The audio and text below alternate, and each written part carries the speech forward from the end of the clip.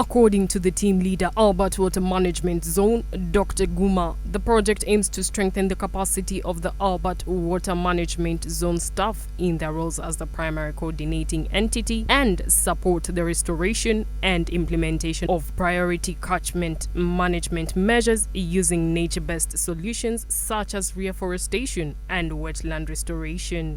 We are going to focus on use of nature-based solutions to address the issue of water security, and that is reforestation of about 100 hectares of land, more than 100 hectares of land, and then also wetland demarcation and restoration of more than 100 hectares of. The biggest challenge you'll find are plastics.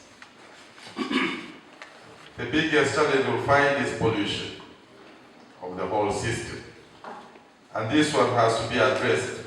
One through mindset, a change, but also through various types of advocacy, especially through media and publications.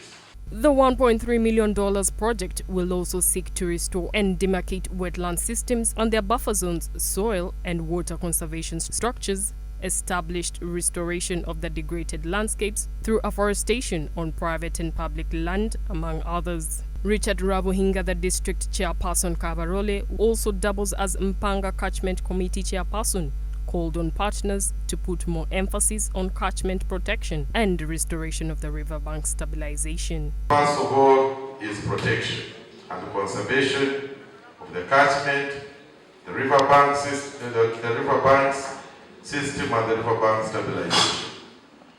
We note that these ones have been grossly affected, and certainly there is need to emphasize support towards the protection of the catchment, the riverbank stabilization and protection. The district chairperson also called for the provision for the alternative sources of livelihood to the people using the riverbanks for sand mining and stone quarrying, among others. Responsible for these activities that erode the riverbanks, and if we have told them to leave, we must provide an alternative source of livelihood to such people, but also we must provide alternative systems that can enable them to survive.